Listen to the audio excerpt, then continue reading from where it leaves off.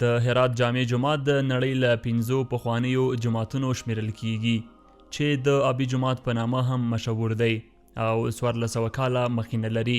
محمد نور چې د دغه جامع جومات مولا امام دی وایي د هرات دغه ستر جامع جومات په یو وخت د 10,000 لمونځ کوونکو ظرفیت لري. دغه جومات په شاوخوا 50,000 متره مربع ځمکه کې جوړ شوی دی چې 480 ګنبدې، 444 پایې، 130 روکونه، 4 دروازې او 4 لوی کتیبې لري چې د قرآن کریم آیاتونه او د لویو شاعرانو عرفاني شعرونه پرې لیکل شوي دي.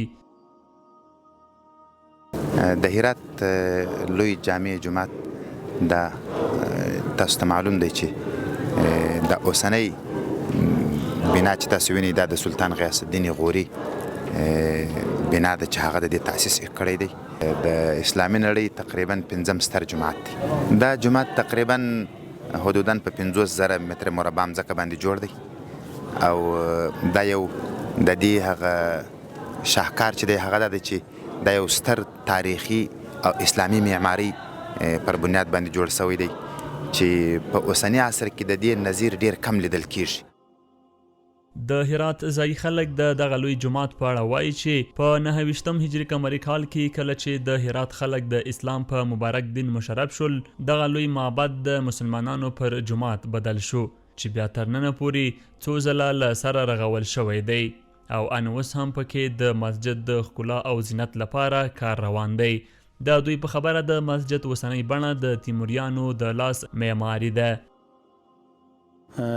مسجد جامع بزرگ هرات د دغه جومات قدامت ډیر زیات دی، حتی زرګونه کلونو ته رسیږي. اما دلته چې څه مطرح دی هغه دا کله چې د هرات خلک د اسلام په مبارک دین مشرف شول، دغه لوی معبد د مسلمانانو پر مسجد بدل شو چې بیا دا د عابداتو له سیمې په یو لوی مسجد بدلیږي یا کنیسه‌های از اونا تبدیل میشه به یک مسجد. په 1414 هجري کال کې د مسجد یو برخه چې پر لرګیو پوښل شوې وه د اور د لمبو خوراک شوه چې بیا له سره ورغول شوه. و بعد هست مدت زمانی در اصل خو یک دغه جومات ډیره برخه په خپل عصر کې لرګینه وه. د دې جومات ډیری ځایونه له لرګیو څخه جوړ شوي وو چې دلته یوه اورلګېدنه رامنځته کیږي او ټول سوځي چې بیا د غوریانو او سلطان غزنوي لخوا په ښکلې او معیاري بڼه رغول کیږي چې یو لړ تغییرات هم پکې راغلل. در همین بناوت ترمیمات شده به اصطلاح تغییرات آماده.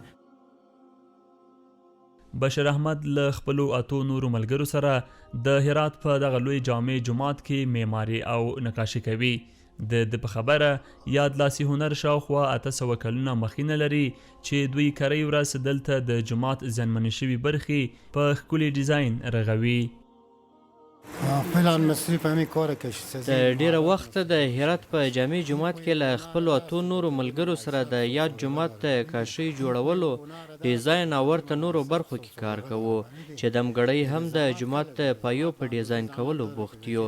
له خپل کاره خوښ یو چې په یو داسې مهم جومات کې چې د نړۍ په سطحه 5م لوی جومات دی کار پکې کوم.